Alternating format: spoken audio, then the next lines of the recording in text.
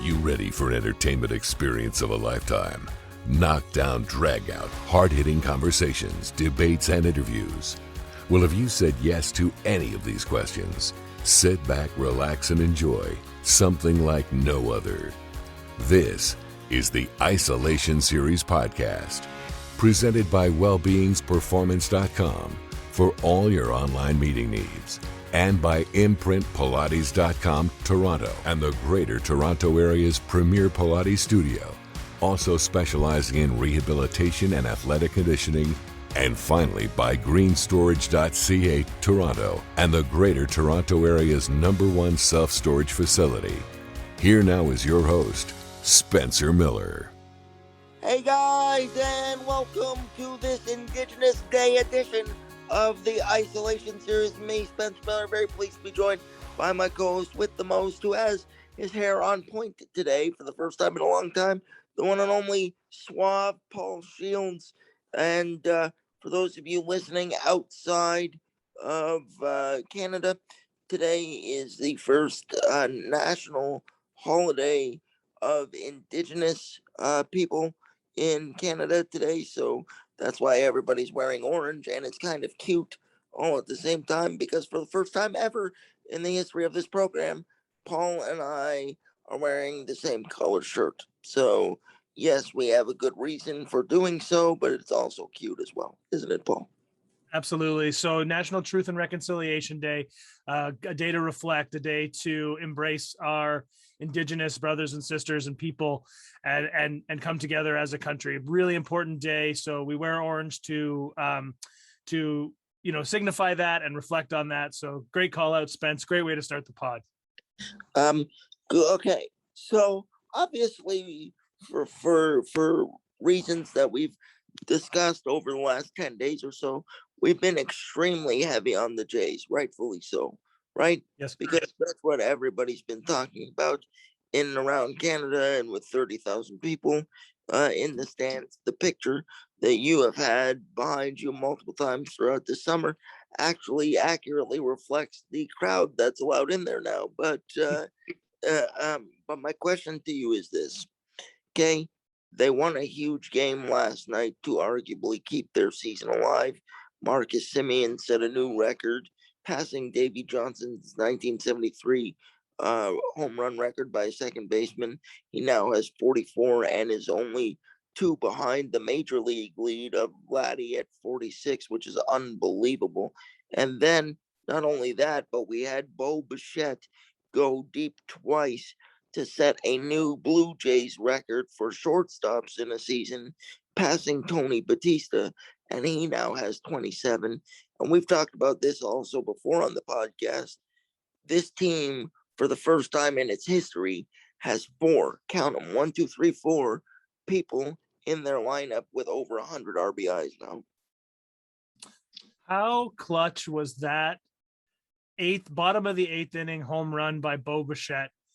Like that guy, he's got a swagger about him. He's got a cool factor. He's got that it factor.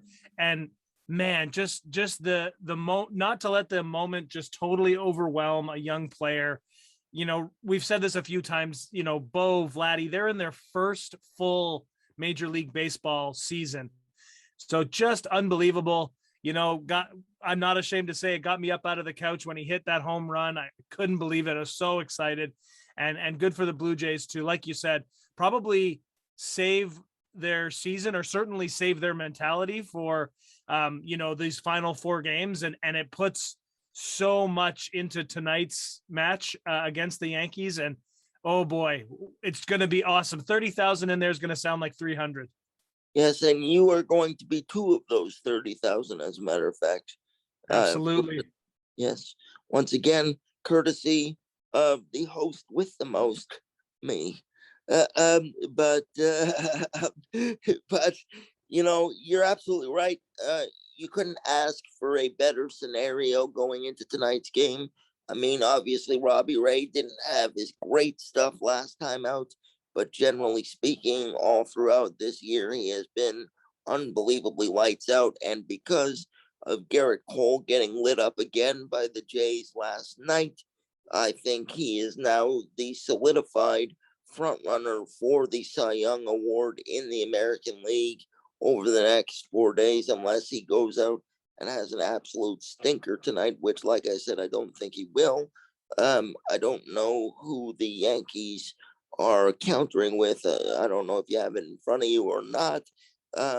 But you know, we have a good shot to win tonight. I still believe that we not winning the first game. Oh yeah, it's Corey Kluber tonight. That's it. It is. Yeah, I was just about to say it, and it came to mind. Yeah, Corey Kluber is no walkover either, because he is a former Cy Young Award winner with the Cleveland Indians a few years ago, and yes, he's had injury trouble in recent years, but he is a big game pitcher for a reason as well. So it's going to be a tough matchup nonetheless. But I go back to the first game on Tuesday. We should have won that game. Well, not we should have won that game. We should have played better to make it a more competitive game. Obviously, they lost 7-2. Now, there's 4 games left. My problem here is this. In recent memory, we have historically played bad against the Baltimore Orioles when it counts. Okay, so Well, not 2016. That was pretty important in that wild card game, and that would be the last real game of actual significance, right? Everything else has been regular season. Right, but my point is, going into this weekend series, the Orioles are playing loose, and they're playing with the mentality that, hey man, we haven't had anything to play for since like the 3rd week of the season, if that. Okay, so if we can go in here and take 2 of 3 from the Jays and potentially rip the playoffs away from them, that would be huge, because obviously they are interdivision as well and things like that, and whatever. So that would be my mentality if I was the Baltimore Orioles. So that's what scares me a little bit there. Do you think that if they lose tonight, and that's still a big if they lose tonight against Corey Kluber and the Yankees, that the season is done? No, I don't think the fact of the matter is, mathematically, this season is going to go down to the last game. So the Blue Jays have to control their own fate. So tonight is a huge game. Losing tonight puts them at a tremendous disadvantage, right? But you have to take care of your own business. They still have to go and play 3 quality games against Baltimore, and they should be expecting 3 wins. Because if you're a playoff team, you have to take care of the teams that you're supposed to take care of, particularly in moments like this when it matters most. The Yankees have a really tough road. I think they have the Rays to finish the season, which is not going to be easy. Even if the Rays send up their farm team, it feels like they could still win baseball games. They're just so deep and so good. So the Blue Jays have to take care of their own business. Winning tonight puts them in a really, really good spot. They also need to get a little bit lucky, right? The Mariners need the Mariners to stumble a little. They need Boston to stumble a little, but the Yankees they still need to take care of the New York Yankees. So focus on tonight. And then you should be expecting, if you believe you're a playoff team, you need to welcome Baltimore into Toronto and send them packing with 0 wins. Right. Absolutely. And I wanted to ask you, just from a sheer observational standpoint, do you believe that adding, or not adding, but doubling the capacity just over the last 2 games has given the team a little bit of a lift, even though they came out and showed a bit of a dud on Tuesday, like we talked about? Do you believe that getting a little bit more off the crowd, or once you get people in there, whether it's 15,000 or 30,000, and you're playing on the field, it all kind of sounds the same to you when you get a big hit. You know what I mean? Yeah, I mean, I'm sure there's an element that feels somewhat similar, but more people, more noise, more energy, more excitement. And, unfortunately, it did get pretty quiet on Tuesday night, but it's tough because the Blue Jays didn't play a particularly bad game. They got beat by a home run by Aaron Judge off of Ryu, who is returning from the DL or the IL and probably shouldn't have gone out for that next inning. And then Giancarlo Stanton pulls a ball off his lace tops that absolutely either he shouldn't have swung at, or 9 out of 10 times a batter swings right over the top of that. Instead, he golfs it into the second deck, and all of a sudden it's 5-2. In fairness, though, as well, Giancarlo Stanton is on some kind of a roll. He's a monster. Well, that's what I mean, right? So it's hard to blame the Blue Jays for that. Like that Tuesday game, the bats needed to be a little more alive, but that wasn't a bad, quote unquote, bad game, right? Last night was what felt like a heavyweight fight. Blue Jays come out swinging, get 5 runs quick, put it to Garrett Cole, chase him from the game, and then the Yankees just kind of chip away with these run and then a run here and a run there, and all of a sudden it's a 5-5 game, and then Bo Bichette comes up with that huge home run. So I'm going to guess that in a game like last night, where the tension was high, where the anticipation was high, you can really feel the difference between 10,000, 15,000 versus 30,000. And I'm going to guess that tonight will be rocking in there, particularly if Robbie Ray can get a couple strikeouts in that first inning. If the Jays can get off to a hot start, oh boy, I think it's going to rock in the Rogers Center and the Skydome tonight.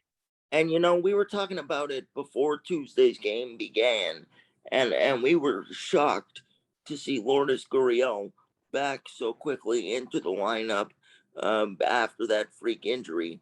Now, obviously, he's had some strikeouts in the last couple of games, but he's still also come up with a couple clutch base hits here and there, which to me is very surprising, because if I had 6 stitches in my hand, there's no way I'd be able to friggin' swing the bat on a consistent basis. Yeah, so I heard Steve Phillips talking about this on TSN radio. I think a day or two after the injury happened, and what he was saying was that holding the bat, the finger that got the stitches is not the main finger used in holding the bat. So Gurriel coming back to be the DH was going to be more likely than him going straight back into the outfield, because the finger, I think it's his middle finger that has the stitches. That's crucial when throwing the ball. So I think Gurriel is a perfect example of Tuesday's game, the emotion getting a little overwhelming for the young team. He was swinging at bad pitches. He was chasing stuff that he absolutely hasn't been chasing on this heater that he's been on. And the results showed on Tuesday night. Last night, he was a lot more calm. He looked like the Gurriel that we've seen in the previous 5 to 10 games, where he was making big base hits, making it tough on pitchers.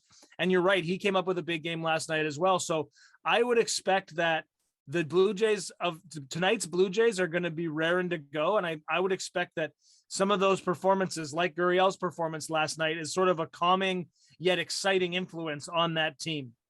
And I don't know about you, but I feel like Vladdy is due for one of Vladdy's big games tonight, because going into yesterday's game, he was 0 for 14 in his last 14 plate appearances or something like that.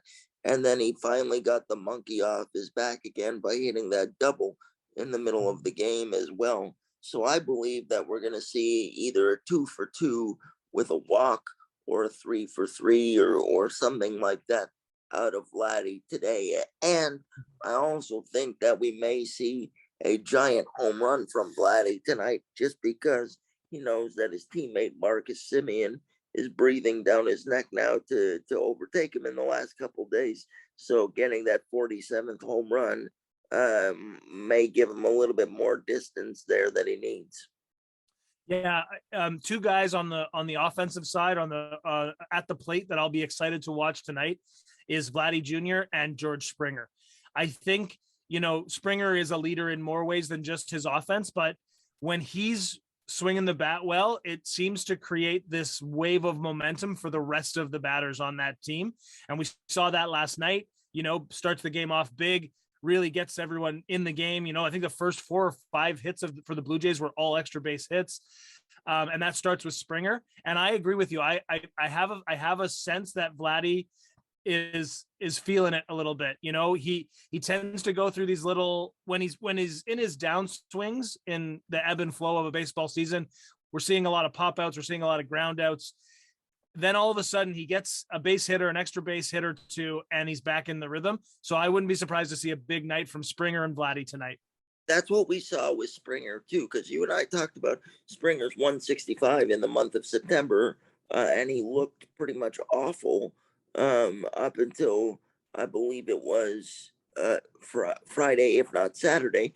Then he got that one home run at the end of the game in Minnesota, and he followed it up the next day with another home run, and it seemed to really take the weight off of his shoulders, because you could tell that 165 streak where he was not really contributing the way that he's used to contributing was really compounding the way that he felt. And as soon as he hit that home run, you could see the monkey fly off of his back.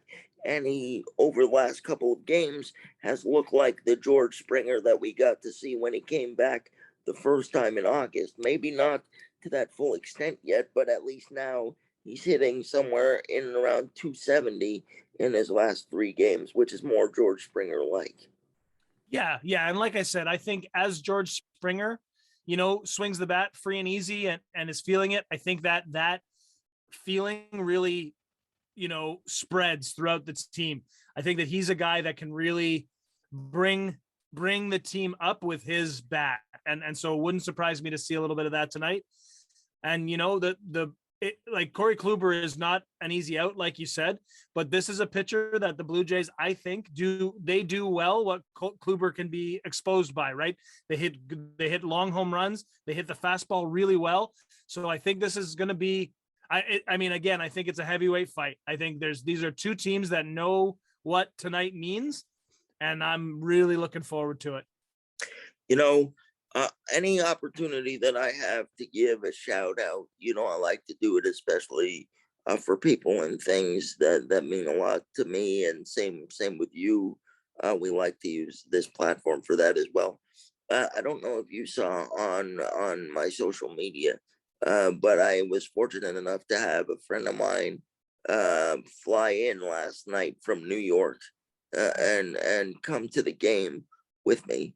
And just being there with him and seeing the Jays go up 5-0 right at the beginning off of Garrett Cole, the amount of shit talk that was happening between him and I throughout the whole game was just fantastic.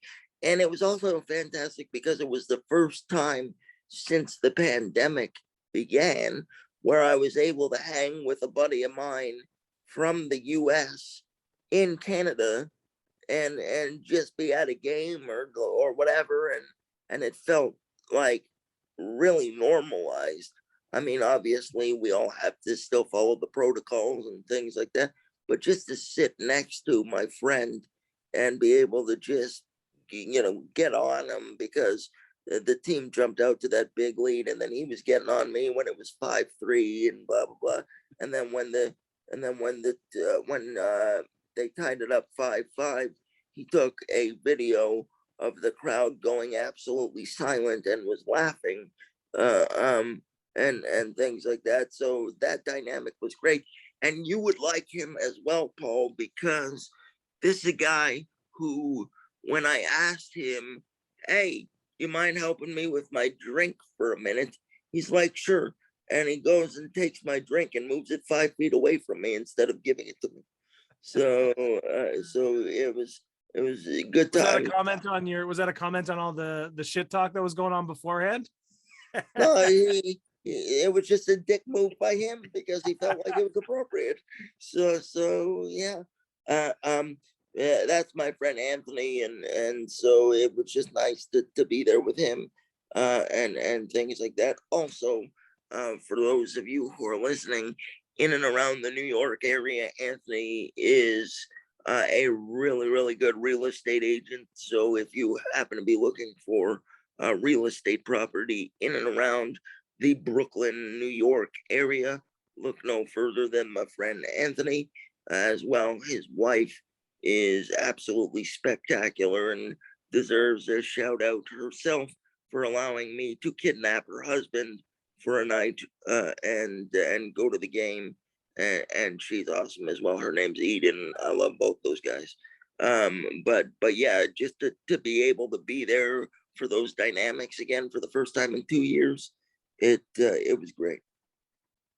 Yeah, it's one of those things that just helps feel like we're inching towards getting back to normal, right? And that's I think any moment like that, any win that we can celebrate like that is huge. So glad to hear that.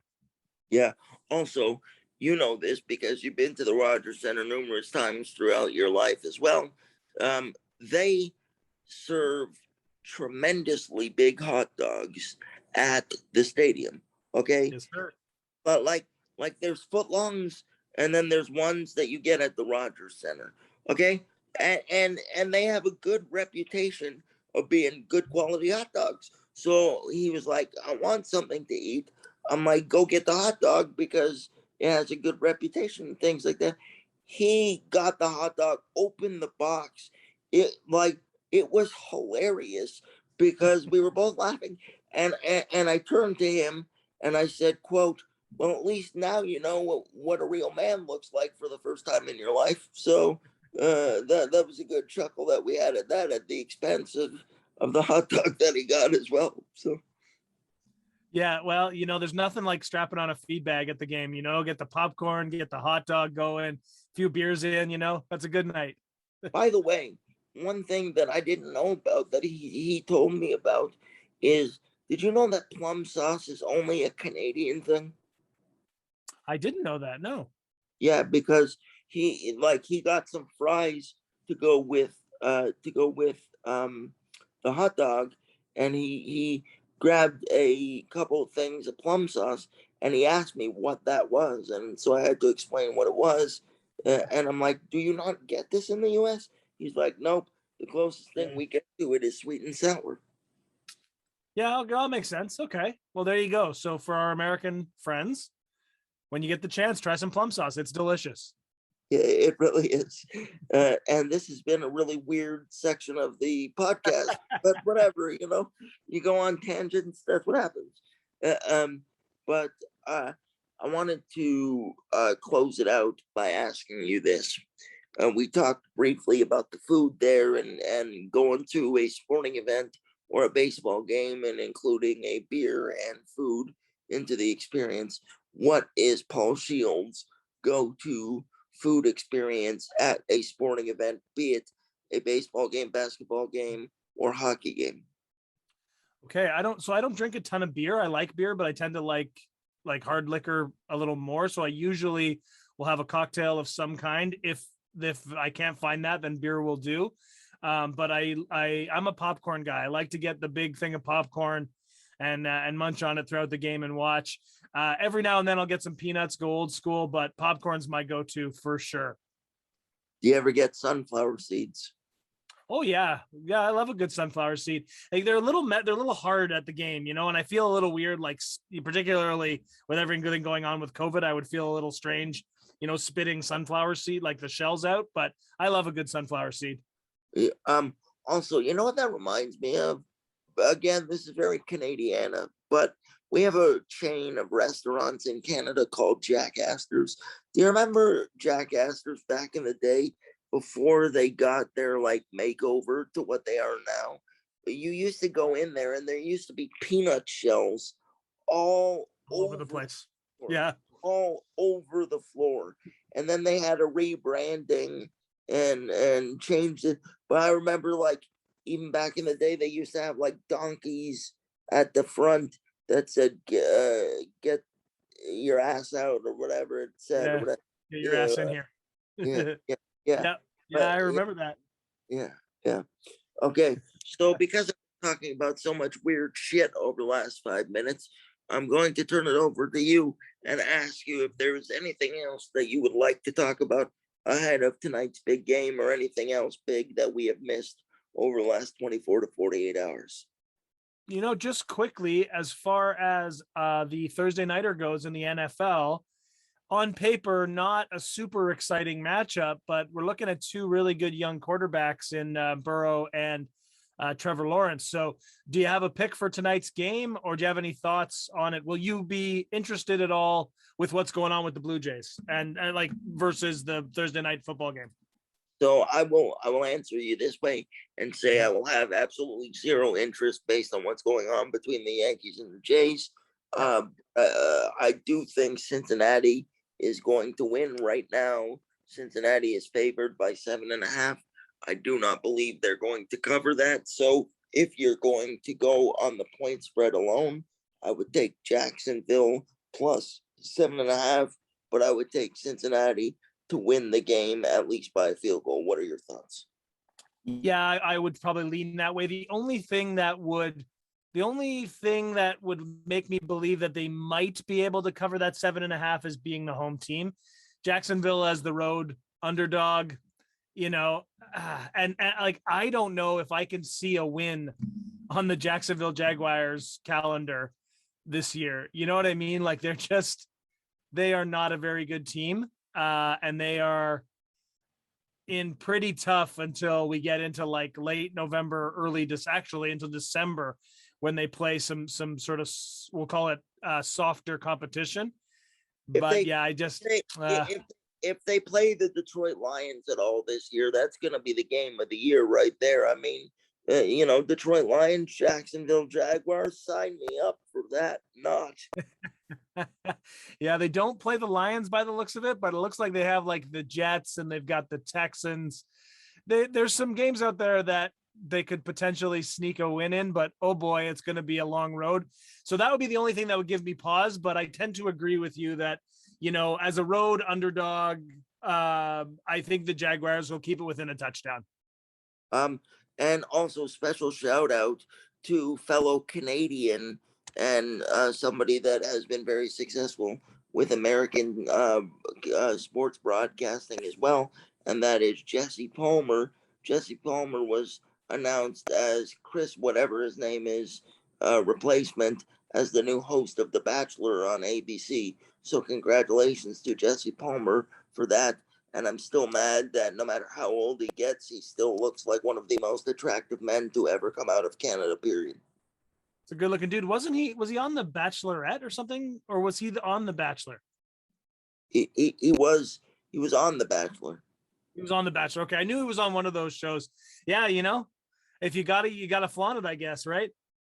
That's what we do every time we're on the damn Absolutely. Series, my friend. Yes, yeah. Sir. Yes, but always great chopping it up with you, my friend. Great to be supporting such a great cause for Indigenous people today in Canada. And again, thanks for letting me go on my weird tangent there for like 5-6 minutes of the podcast. Sorry about that, ladies and gentlemen, but that's what you get sometimes with me. And we look forward to coming back at you again tomorrow with another Friday edition of the Isolation Series, where we preview more of Week 4, including the return of Rob Gronkowski and Tom Brady to Foxborough, Massachusetts, going up against the New England Patriots. So you want to stay tuned for that. But for Paul Shields, I am Spencer Miller. We look like a pair of orange Oompa Loompas. This has been the Isolation Series, and we'll see you again tomorrow. Bye-bye. Hey guys, thanks once again for tuning in to today's episode of the Isolation Series with me, Spencer Miller, and that guy right over there, Paul Shields. As always, today's show has been brought to you by wellbeingsperformance.com for all your virtual meeting and virtual meet period. Please go to wellbeingsperformance.com, as well as Barbarian Steakhouse, Toronto and the Greater Toronto Area's premier steakhouse facility since 1959. For more information, including any new updates on their menu, please go to barbarians.com, as well as imprintpilates.com, Toronto's premier Pilates studio, and greenstorage.ca, Toronto and the Greater Toronto Area's #1 self-storage facility. For more information, please go to greenstorage.ca. And Paul, please tell people all about some more whole grain goodness that is us. Folks, be sure to check us out on podbean.com by going to theisolationseries.podbean.com. There you'll find the audio-only versions of the podcast, including all of our past amazing interviews. One more time, that's theisolationseries.podbean.com. And hey, don't forget to follow us on Instagram. It's at @thespencermiller and @PaulieShields, Paulie spelled Pawly. So find us on podbean.com, follow us on Instagram, and don't forget to like, share, and subscribe. And once again, everybody, thank you for watching and or listening and supporting this thing we like to call the Isolation Series. For Paul Shields, I am Spencer Miller, and we will see you again very, very soon.